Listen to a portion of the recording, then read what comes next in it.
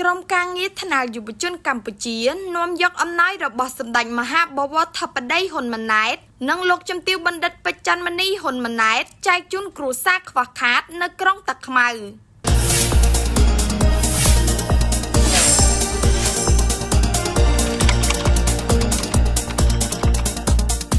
កណ្ដាលនាព្រឹកថ្ងៃអាទិត្យទី9 ខែសីហាឆ្នាំ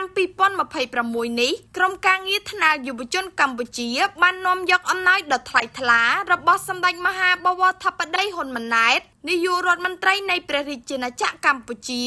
និងលោកជំទាវបណ្ឌិតពេជ្រច័ន្ទមនីហ៊ុនម៉ាណែតតាមរយៈឯកឧត្តមផេងកឹមស្រុនប្រគល់ជូនប្រជាពលរដ្ឋដែលមានជីវភាពខ្វះខាតចំនួន3គ្រួសារនៅក្រុងតាខ្មៅ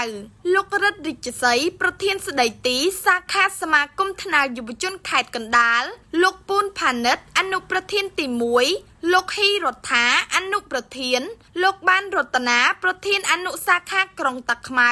ជាតំណាងលោកម៉ៅផល្លាប្រធានប្រតិបត្តិក្រុមការងារថ្នាក់យុវជនថ្នាក់កណ្ដាលបានដឹកនាំក្រុមការងារប្រគល់អំណាចរបស់សម្ដេចមហាបវរធិបតីហ៊ុនម៉ាណែតនិងលោកជំទាវបណ្ឌិតពេជ្រច័ន្ទមនីហ៊ុនម៉ាណែតជូនគ្រួសារខ្វះខាតនៅសង្កាត់តាខ្មៅ1គ្រួសារនិងសង្កាត់តាក្ដុល2គ្រួសារកម្មវិធីនេះមានការចូលរួមពីលោកចៅសង្កាត់រងមេភូមិប្រធានផ្នែកសមាជិកសមាជិកាសមាគមថ្នាក់យុវជនខេត្តកណ្ដាលអំណាចដែលគ្រួសារនីមួយៗទទួលបានរួមមាន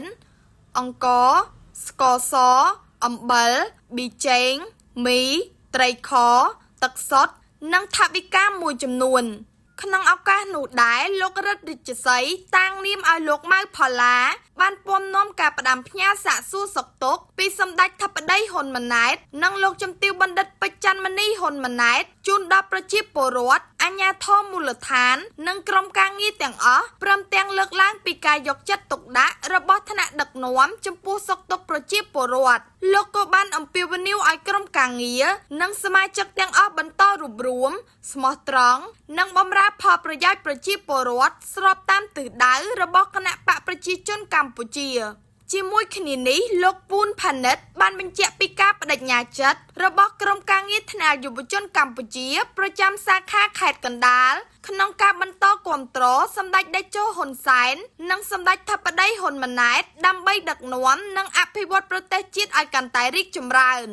ដោយឡែកលោកហ៊ីរដ្ឋាបានសម្ដែងនូវក្តីរីករាយនិងថ្លែងអំណរគុណចំពោះសន្តិភាពព្រមទាំងអាជ្ញាធរមូលដ្ឋាននិងក្រុមការងារទាំងអស់ដែលបានសហការគ្នាយ៉ាងសកម្មក្នុងការបំពេញការងារមនុស្សធម៌និងជួយដល់ប្រជាពលរដ្ឋដែលកំពុងជួបការលំបាកជាទីបញ្ចប់ថ្នាក់ដឹកនាំនិងក្រុមការងារបានគោរពជូនពរសម្ដេចមហាបវរធិបតីហ៊ុនម៉ាណែតនិងលោកជំទាវបណ្ឌិតពេជ្រច័ន្ទមនីហ៊ុនម៉ាណែតនិងក្រុមការងារសូមជួបប្រទះតែសេចក្តីសុខសុភមង្គលសុខភាពល្អនិងជោគជ័យគ្រប់ភារកិច្ចដើម្បីបន្តបម្រើជាតិនិងប្រជាជន